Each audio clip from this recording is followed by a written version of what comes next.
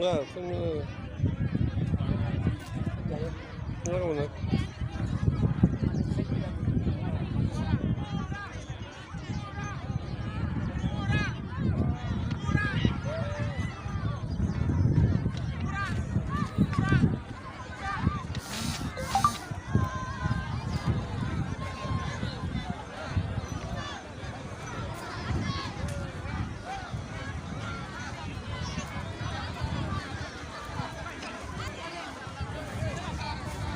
xoolal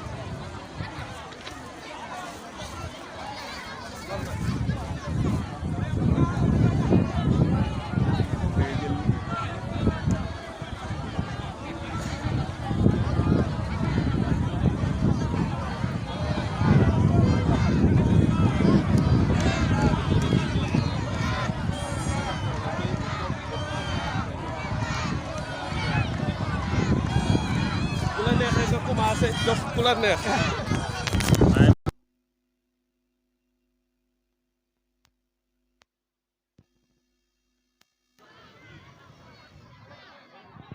daam ñu bëggoon rek nga kii ñu rek dëkk bi. waaw présentation dëkk bi ak ñi nga xamante ni fi ne nii ñu ngi seetaan en direct. waaw ndax ñu xam lan moo waral lii.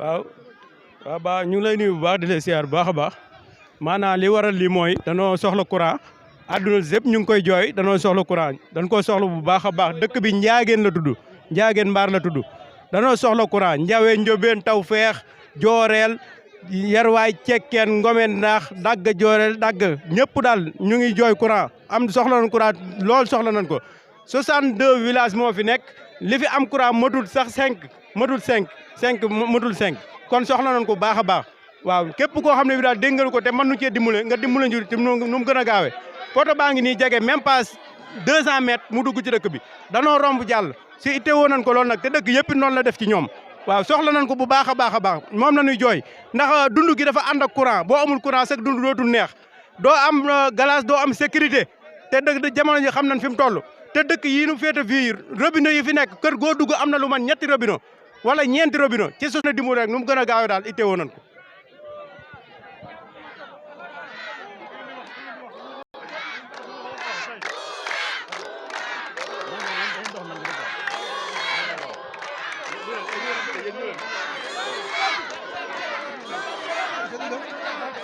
waaw dañuy dem ba arrière ndànk dal na mag ñi jiitu na mag ñi jiitu na mag ñi jiitu courant na mag ñi jiitu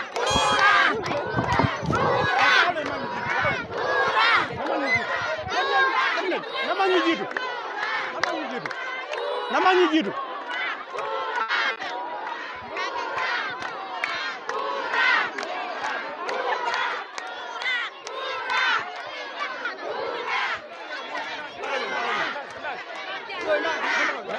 ci ginnaaw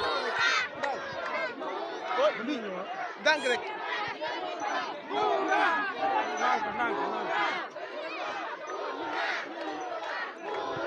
dànk taw leen dànk gore yi nañu dem daal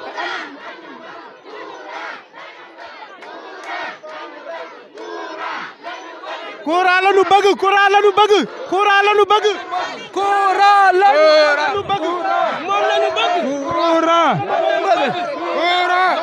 dañu bëgg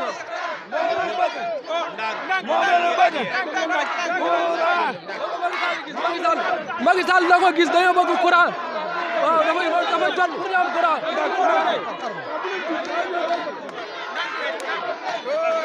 ndànk ndànk moom la ñu bëgg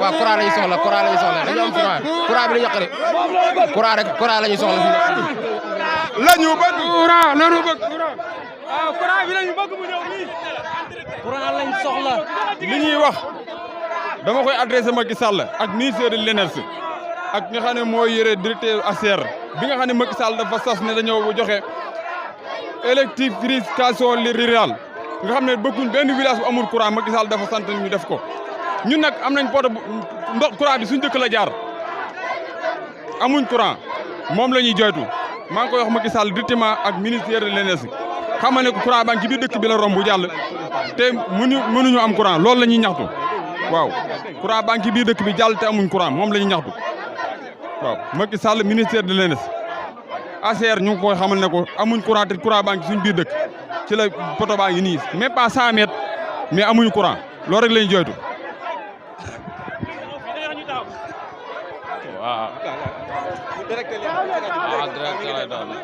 waaw asalaamaaleykum wa rahmatulahi taala wa barakatu ñoo ngi leen di nuyu waa département bi yëpp di nuyu suñu sous-préfet di nuyu suñu maire di nuyu mbooleem kilifa yi nga xam ne nii dañu nekk région Diourbel ak département Bambey yëpp ñoo ngi leen di nuyu tey sàkku ci yéen itam de courant bi comme dëkk bu ci nekk maanaam dëkk yi fi nekk bari na population bi bari na fi lool ñoo ngi fay itam suñu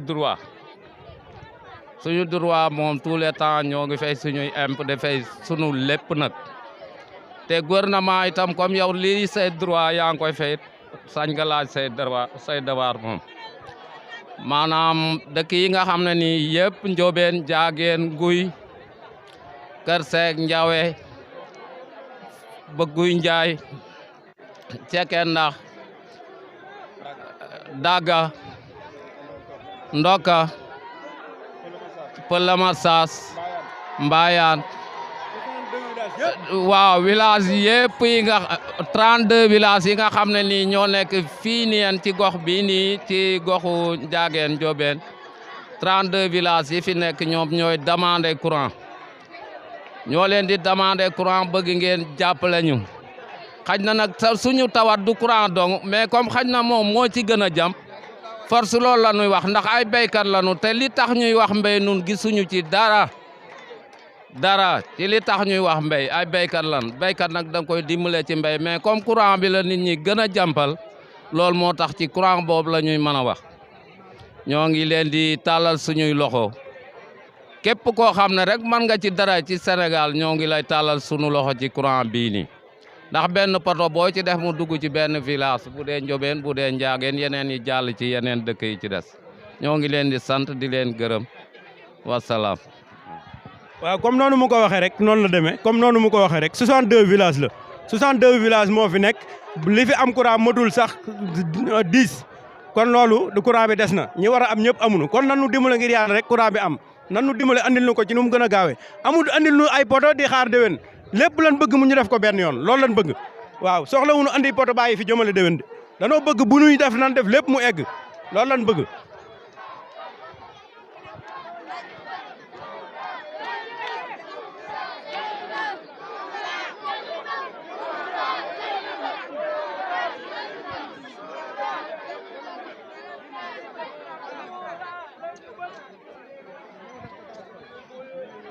dafa jeexoon daa am fu ñu installé waat wala. non dañuy dem ba fële. dañoo jiitu waaw. waaw baax na maa ngi leen di introsé kay maa ngi leen di introsé. waaw yow fii ngay wax. ah waaw. mu ngi lay jël ala may ko da koy jël. taxaw na jël ko waaw mu ngi lay jël waaw. bu leen ko féete kanam nag. ah fële waaw ñu dem ba foofu. waaw maanaam ngeen di wax rek. waaw fële la waaw. waaw. arrière leen. da ngeen di aligné ñi ba nga xam ne mën a dox bu baax. arrière leen. dugg leen nii dem leen nii.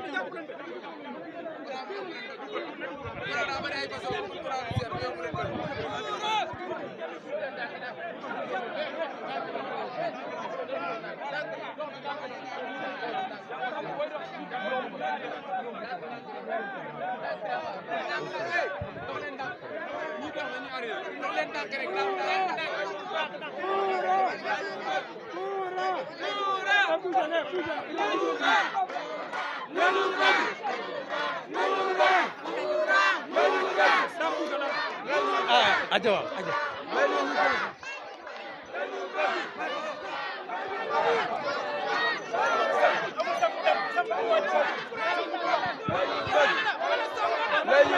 ñun courant la ñu bëgg ndax li tax ñu bëgg courant dañ cee sonn yàgg na bind ay demande di ko déposé ba tey kenn tontuwunu nañu dimbale ci courant bi ngir yàlla wàccal ñu ko ndax tout près la loo xam ne bi dëkk yëpp a ko am te loolu lu normal ndax dañ ne woon 2012 lañu waxoon ne village yu mag yi ñoom ñëpp war a am courant ñun nag ba léegi amagul dëkk yi ñu ñuy wër di am waaye nañu dimbal ci yàlla sax képp koo xam ne mën na ci daal ñu dimbal ci yàlla sax ndax ñu am courant jërë ngeen jëf. waaw daa war a ñëw de ndax moom la soxla ñun ñëpp moom la ñaxtu.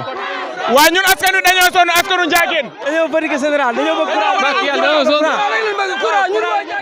waaw courant rek courant rek. courant bi lan bëgg mu wàcc. waaw ñun kay courant bi rek lañ soxla. courant rek courant la.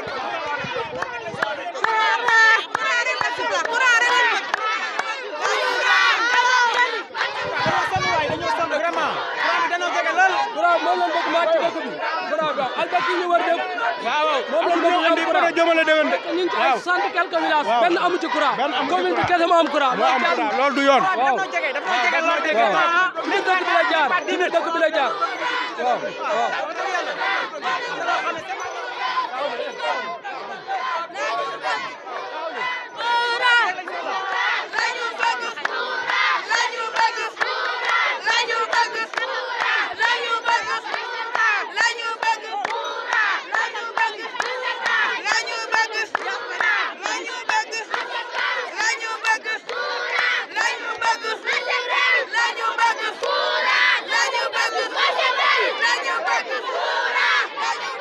taxaw leen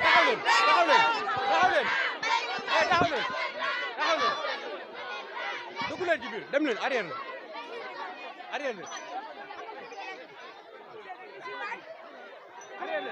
leen arrière leen waaw def leen nii nag léegi moom nii fay fi ñuy taxaw waaw baax na day taxawaat ba après mu départ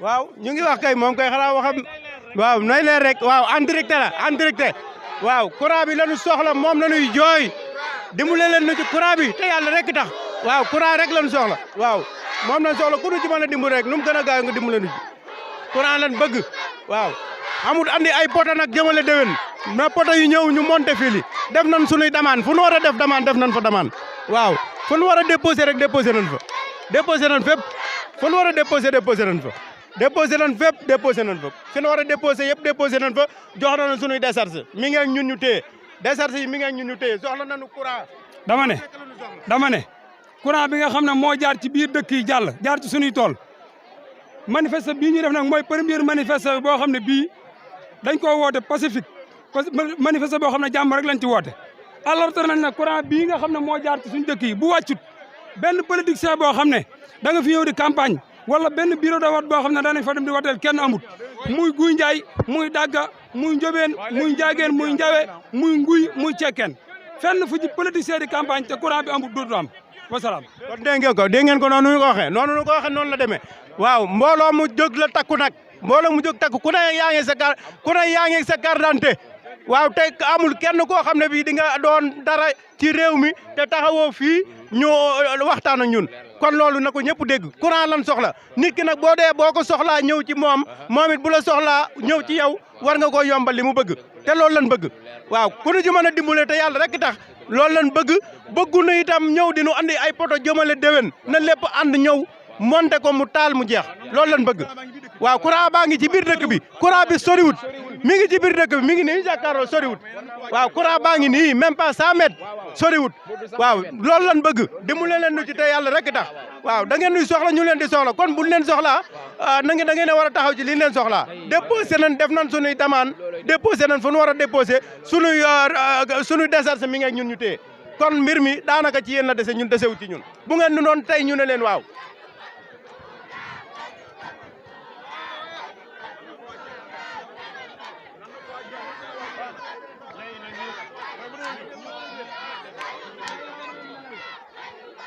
mais foog ngeen am ñi téye leen mu doon ligne ñuy mën di dem. ndànk nan dem ndànk nan dem ndànk.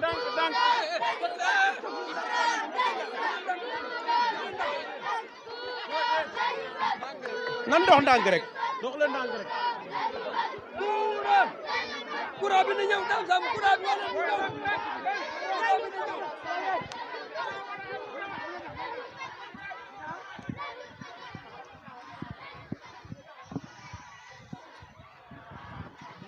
mais est-ce que duñ dem ba ci fële ci biir ñii duñ dem ba fële ci biir. mais garab gi léegi mbooloo mi. non maa ngi baax na fii. non garab gi la garab yi.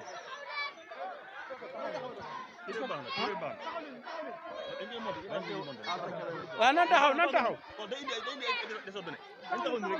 waaw nañ taxaw. nan taxaw taxaw leen.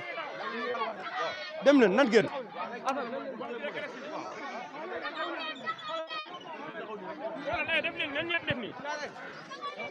ñu ñëw.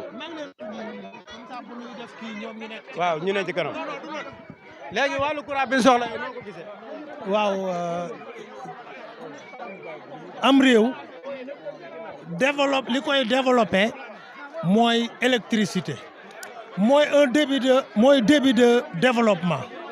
Le Sénégal actuellement en 2021 warut am benn village boo xam ne nii amut électricité.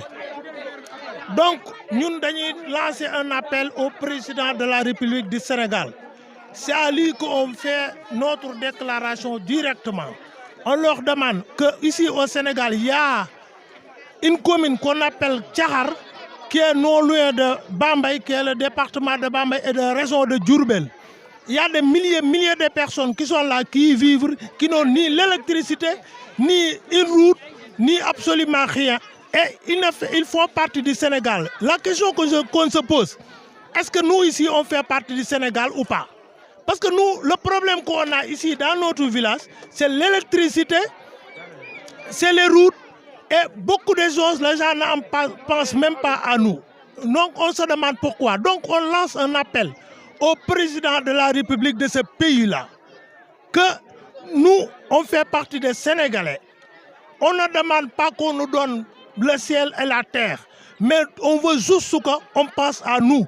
On nous amène de l'électricité, c'est un droit absolu, parce qu'on paye tout ce qu'on nous demande de payer. Donc c'est un droit absolu. Le président, moi je m'adresse à toi, je m'adresse à vous, je m'adresse à votre gouvernement. Sache que ici, Ndiagenbar, avec son environnement, les 32 villages qui y sont, on est prêt pour vous sanctionner les élections si vous ne nous amenez pas de courant, de l'électricité dans notre village et dans les environs. Je reviens en français pour citer tous les villages qui sont là et qui doivent avoir de l'électricité, qui sont avec nous. On a tous qui sont avec nous. Aja na def lépp mën naa ne fay moom mu jëlaat lépp mën naa ne fay mais dajël ci par rek dajël ci par mën naa ne fay non bokkul ñoom ñaar bokkul ak dajël ci par après moom lu mu wax waaw loolu jàll mais ñaari presse yi bu ñuy wax dafa am wax joo xamante ni mooy wax ji ëmb ñëpp. waaw jëlee tamit garab nee na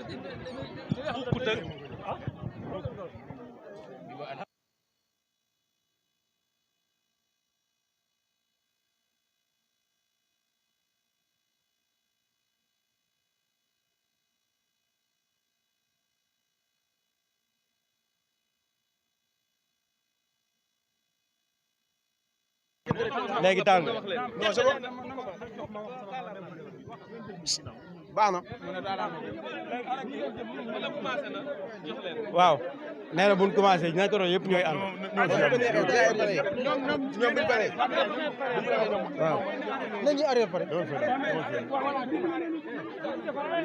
arrière da ngeen di arrière nii tuuti.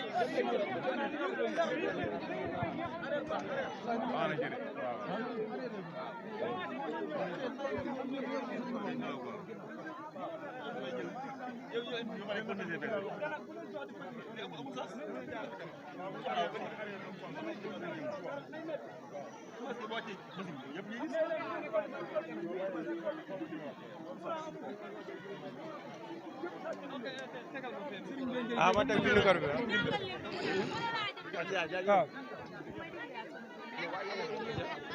maa ngi.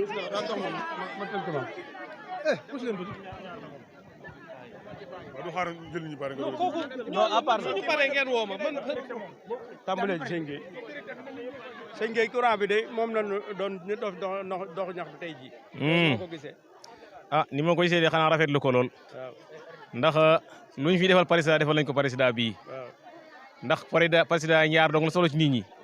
woote ñu wuy si ko laaj carte ñu jox ko defal nañ ko ay yoon. kon nag bu soxlaa ci moom war na ko li ñu ko soxlaa war na ko mën a defal te courant dong la soxla. waaw surtout courant bi nekk ci dëkk bi boole ci. courant bi diggante mi ngi ci biir dëkk bi. du ma ne sax jege na dëkk bi mi ngi ci biir dëkk bi. waaw comme que mi ngi ci biir dëkk bi foofu mu wàcc rek lan soxla. waaw loolu leen soxla soxla wuñu tam wàcce ay poto jëmale déwén. danoo soxla lépp. poto yoo xam ne dañ koy samp poto yooyu daanu. te courant wàccut loolu soxla wuñ ko. courant bi wàcc tàkk leen bëgg. courant bi tàkk leen bëgg loolu daal la ñuy ñaan. asalaamaaleykum wa rahmatulah.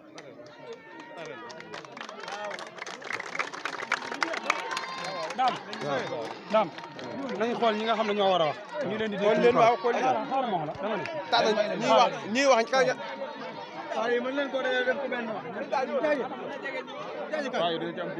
waaw dinañ fa dem. kan moo jël ci paa yi ah paa yi kan moo jël Baye Serigne mooy Baye Serigne wax kan la ci wal ma Baye Serigne wal ma Baye Serigne ki jiite jigéen ñi kan la kan lañ jëndal jaaje Baye day wax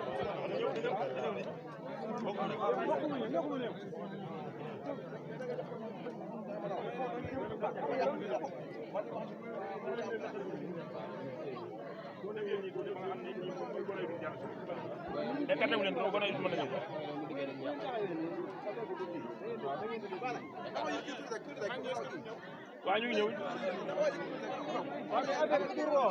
daa war a jub daa war a jub yéen nii ngeen war a def ñii def nii mais du roo bu rooyee image bi du rafet moo ñoom ñëpp ñoom ñëpp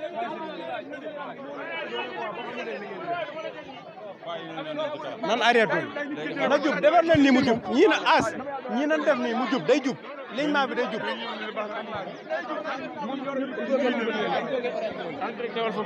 baara dimbale leen ñi mu def lignement bi ligne bi arrêté leen na def demal Fall arrêté leen nii na jub nan arrêté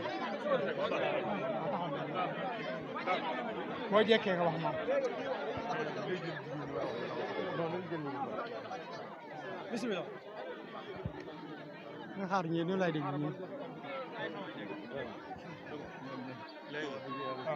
borom kii kaay leen ni borom lamp yi kaay leen ak pancarte yi lamp yi am ci ginnaaw lamp yi waaw lamp yi sëñ ni jaay may ko mu ñëw ni taxaw lamp waaw teel noonu sama ni jaay may ko mu ñëw grand sëñ ne grand toppal du mu topp si ñëwal baax voilà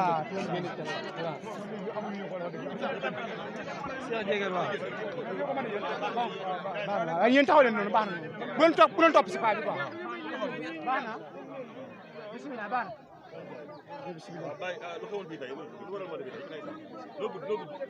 auzu billaahi mina rajiim bismillaahi rahmaani rahiim waaw woote bii li ko waral tey Serigne Gueye Ndiagène chef du village Ndiagène Mbar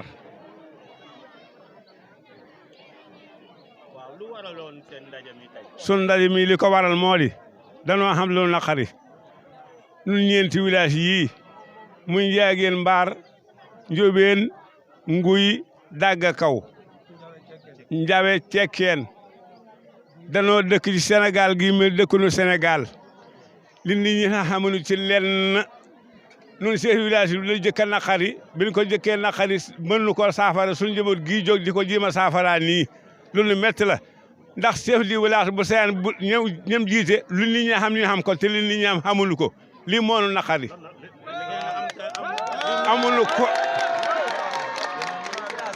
amuñu courant amuñu yoon amuñu santé amuñu carte de santé li ñuy defal nii defal lu ñu ci dara naqare na lool duñ ko mën a saafara lu ko bëgg a saafaree nii.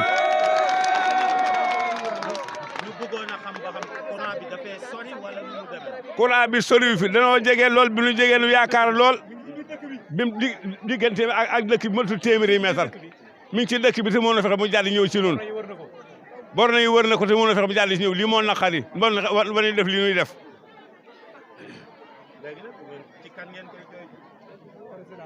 président lañ koy jooytu ginnaaw président yéen ñi na mën a jox siiwalal ngeen siiwalal nu ko ba ñëpp dégg ko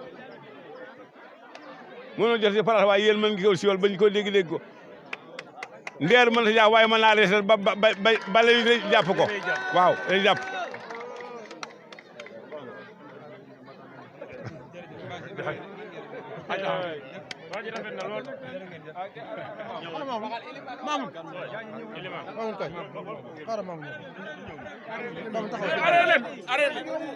waaw da ngeen di arrière moom day génn waaw. Bana foofa. Modou Mamoun Gueye c'est en français hein. Non olof bi jeexagul. jaaji kay olof waaw olof bi waaw. ñi ci man ñëw ni ci man Bana Jaaji Gueye la bu Ndiageen Mbar bokk ci commune bu Caxar département de Bambey région de Diourbel dëkk bu ñu naan Ndiageen Mbar ak li ko wër. waa tey suñu ñaxtu bi marche bi nga xam ne moom la ñuy def dañoo yàgg am luñ bind demande courant boo xam électricité boo xam ne dafa jaar ci biir dëkk bi ndax boo gisee poto courant bi fii mu nekk borne yi wër na ko fuñ xam ne rek war nañ faa dem fuñ ñu tegtal dem nañ fa bind nañ yóbbu wax nañ yóbbu léegi nag dañoo dem ba sonn lii ñuy def sax gënaluñu waaye dañoo sonn di ko jooytu nag fuñ xam suñ kàddu fu mu mën a dem na fa suñ jëmm fu mu mën a dem na fa te li ñu wër lépp muy Ndiageen muy Cekkeen muy Njawe muy Njobeen muy Guy Njaay muy Dagga amul benn muy nguy amul benn dëkk boo xam ne ñi bokk ci Ndiageen yëpp amul benn lampe bu fi tàkk suñ jigéen ñi buñ waree wallu ji dañuy gone yi ndaw yi lañuy yen ay soq ñu di ko yóbbu dañuy guddee bu timis jotee kenn du ñemee génn suñ jur gépp sàcc nañ ko fii bu timis jotee da ngay mel ni boo fi jaar sax da nga yaakaar ne du dëkk te lu ñuy politiciens yi lépp loo xam ne moom la ñuy bëgg rek fii lañ koy demandé ji Ndiageen ak li ko wër dañoo sonn nag dañoo sonn trop maar nañ ci lii te li nga xam ne moom la ñuy wax nag dañoo bëgg na ko politiciens yëpp dégg mboolem président na ko dégg ak ministère yeeg mboolem ku ko war a dégg na ko dégg li commencé Ndiageen Mbar gii Njobeen Nguy Cekkeen Njawe Dagga Kër Seek Guy Njaay pare nan pour bu amul courant benn politicien du fi campagne te kenn du fi wax waaw loolu pare nañ waaw loolu daal suñu naqar la woo xam ne te nag lii première manifeste bi rek la moo tax ñu doxalee ko nii woo kilifa yi ñu ñëw léegi nag am nañ leneen ak leneen lu war a ñëw bu courant bi ñëwut am na yeneen yu war a ñëw waaw courant bi la ak case de santé bi moom biñ fi amee ndax sa korité dañ fi def ndaje mu mag bi maire bi ñëwee wax nañ ko ne ko case de santé bi nga xam ne autorisation bi lañ laaj ñun ñi nga xam ne ñooy ndaw yi dëkk bi mën nañ koo tabaxal suñu bopp Ndiageen ak li ko wër lépp ndax kenn ku nekk mën nga cee gis sa bopp léegi nag dañoo bëgg ñu defal autorisation boo xam ne bii case de santé bi am nañ suuf am yàlla dimbale nañu ñàkkun wërsëg suñuy dërëm ak suñuy ñaar dërëm mën nañ koo defar case de santé bi kon xam nga ñu ngi dimbale état néewuñ ko nañu defaral waaye dañu ko nañu jox autorisation ginnaaw bu ñu amee courant nag ba noppi ginnaaw bu courant bi wàccee ba noppi ñu defal ñu autorisation bi ñu tabaxal case de santé suñu bopp ñu andil ñu ku fi war a faj ndax sonn nañ fa ñuy faj go sori na trop waaw danañ def 6 kilomètres et demi pour dem faju ji gën gaa gàtt te fi mu toll nii bu guddi jotee benn xam nga ne jigéen ju wérut ak nga bëgg a teg ko ci saret daw 6 kilomètres metti na trop beneen bi nga xam ne mooy bu ñu waree wallu yi xale yi nga xam ne ñoo fi des di wallu ji wóorut ndax dafa lëndëm te fa courant bi am fa la ñuy wallu jee xam nga xale bu ndaw boo xam ne juróomi at la am boo ko yenee soq mu mën ko yóbbu fa nga xam ne fa la courant bi nekk courant bi fa mu jëm ak fi mu war a wàcc sorewut kon nag sonn nañ trop gis nga suñu lamp yaa ngi nii léegi tey bu leen fi timis fekkee da ngeen di yaakaar ne lii du dëkk ci dëkk yu mel nii dañ cee sonn dañ cee tay ku ñu ci dimbale ñu jël waaw jërë ngeen jëf jigéen am na koy xaar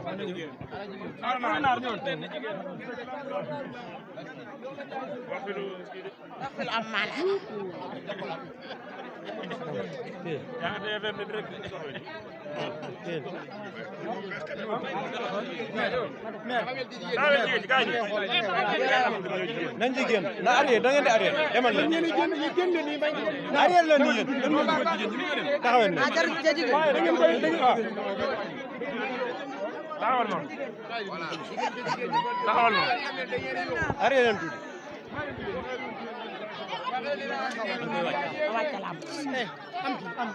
joxal keneen andi jox ko beneen am keneen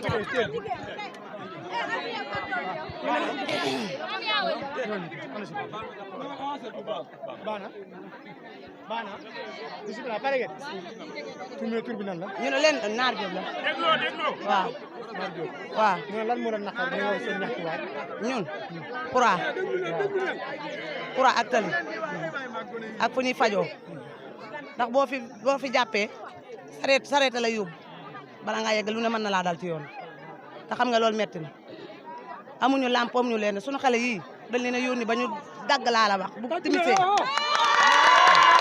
timisee da nga leen di jëli doo tala reer doo tala xam looy def ñun fi ñu toll xam nga ne courant war na ci ñun fu ne nag jooy nañ ko fa tey nag la ñu naqari nag suñu jooy nag tey la yem moom ngeen wax mbaa ñu wax waaw.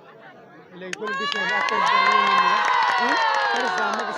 Macky Sall mu jàpp ci Macky Sall mu jàpp ci ñun moom la ñuy waxal ndax moo fi ne kon suñuy jooy moom lañ koy jooy léegi nag amatuñuy rongañ moom waaw suñuy bët jeex na suñuy coono mat sonn nañ tàyyi nañ waaw sonn nañ tàyyi nañ jigéen ñi bu ñuy matu fukki kilomètre ak ñaar boo waxee si sax day ndaw ñun amuñu sareet xam nga ne mënut a yóbbu ko mat mënoo cee tëdd mënoo cee leen ah xam nga loolu metti na léegi nag ñun loolu lañ leen di jooy courant ak tali bi xam nga ne amuñu yoon bu ñu demee ah fu ñuy walloo ñun fu ñuy walloo ca fukki kilomètre ak ñaar xam nga ne ku ko yónni gone di ko danga koy gàttandu ji xam nga loolu metti na. bu amee jigéen bu jàpp na ci diggante nu ngeen def. ah jaaxle rek ndax ab sareet la yóbbu. bu dee 11h jàpp midi wala 10h nu ngeen def. ah jaaxle rek ab sareetam mbaam waaw sareet rek la yóbbu ñun amuñu hôpital amuñu tëli amuñu courant amuñu dara. kon da ngeen a bëgg état daal dimbali leen. waaw état jàpp ci. waaw ndax suñu politicien ñëwoon. pour yéen da ngeen ko jàppale wala du ngeen ko jàppale.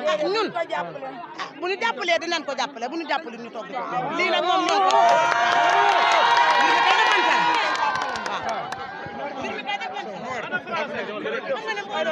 def na keneen yéen a jigéen ñëwal def na beneen baax na waaw mu ne baax na ñëw mu jeex ñëwal mu ne baax na waaw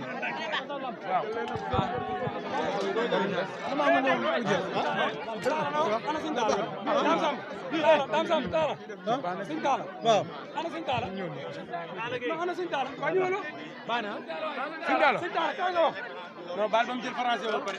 non non na olof bi de suñu taal jël olof bi kii jël français mu jeex waaw mu jeex ana taala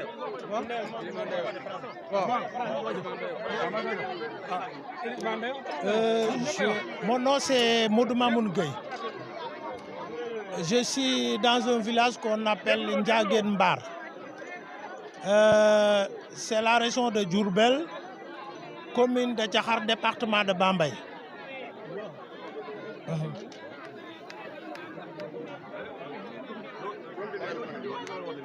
Voilà. Les raisons de notre manifestation aujourd'hui, c'est on a trouvé inadmissible habiter dans un village qui s'appelle Ndiagen, dans un pays qui s'appelle Sénégal, à quelques kilomètres de la route nationale.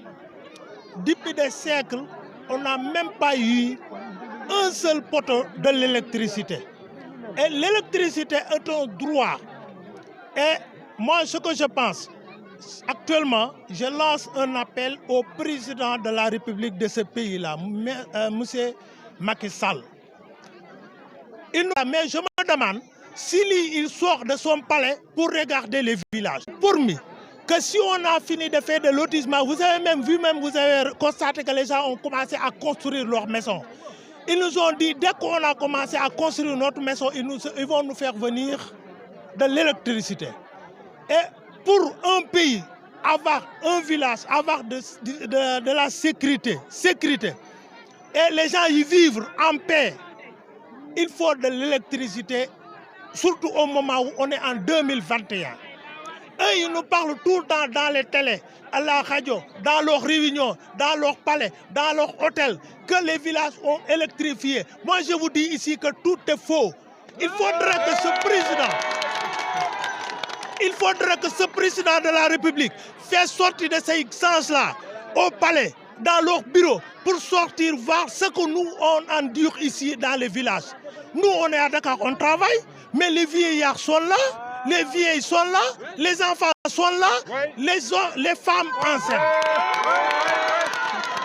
Les femmes enceintes, elles ont tous les problèmes du monde pour se faire soigner. Et pourtant, moi j'ai entendu le président de la République faire un discours en parlant des femmes, justement. Mais les femmes meurent, les enfants meurent ici, dans nos villages, dans tous les villages environnants, que les gens ont cités partout ici. Je n'ai pas le bon de y revenir, mais ils le savent. C'est parce qu'ils pensent que nous, on ne connaît rien. Mais désormais, nous, on va faire œil par œil, dent par dent. Si un jour, il y aura des élections et...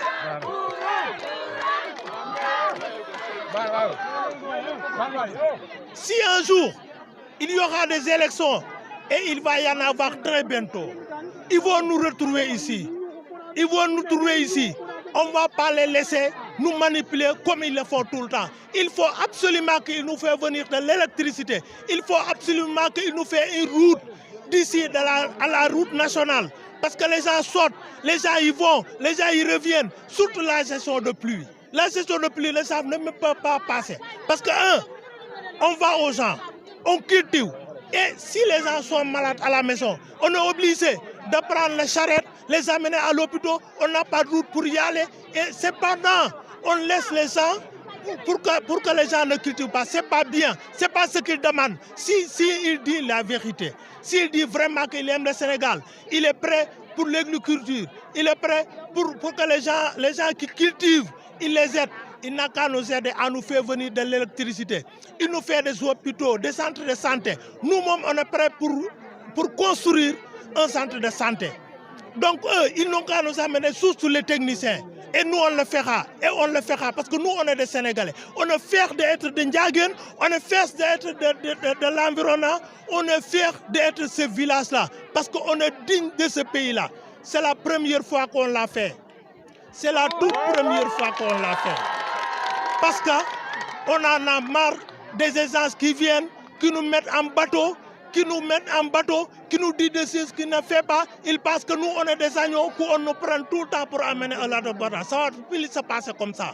Désormais, il va savoir que tous les présidents qui sont là, on est des Sénégalais comme eux.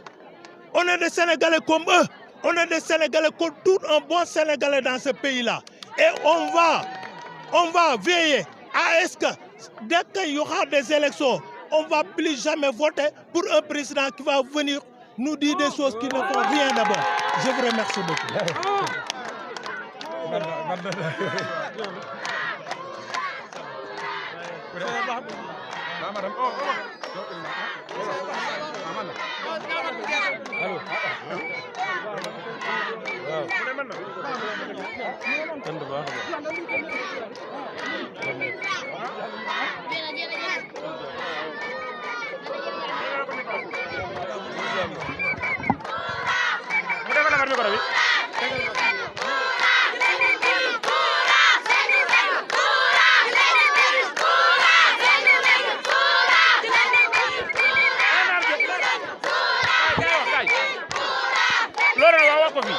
Ndeye Badiane moo bëggoon a wax.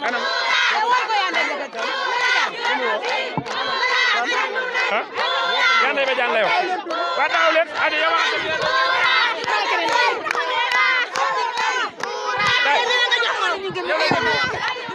adi bismillah.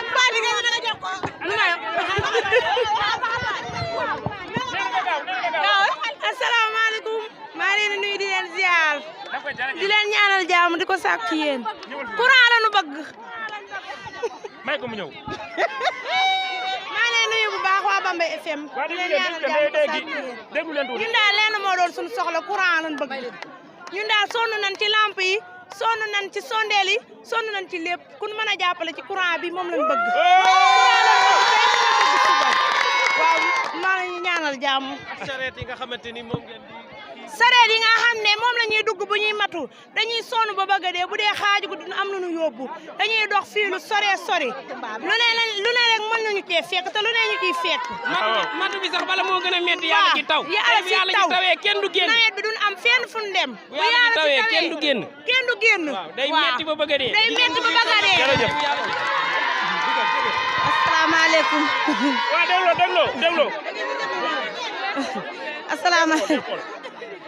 ñun de ku ñu jox courant ñu jël ku ñu jox ndox mu neex ñu jël ku ñu jox hôpital ñu jël fi mu ne nii sonn nañ suñ xale yi dañoo sonn ku ci feebar da ngay sonn bay bëgg a dee buñ lay yóbbu ci ambulance balaa yegg lu ne xaj na ci fi mu nekk nii suñ sañoon ñu may ñu courant ak ambulance ak ndox ak hôpital ak case de santé loolu dong lañ bëgg nag ñu may nu sonn nañ.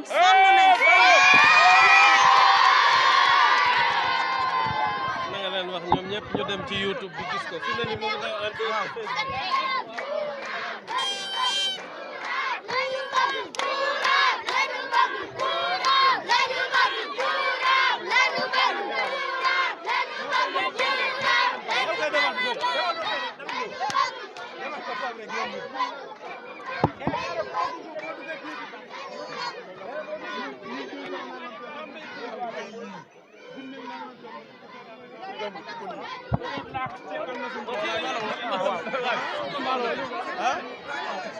waaw.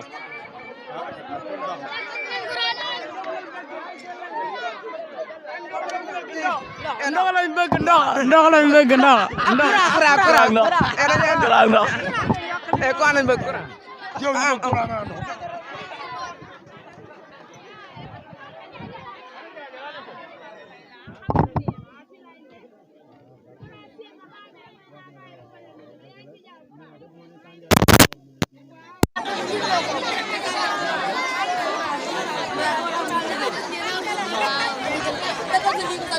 Ñu jël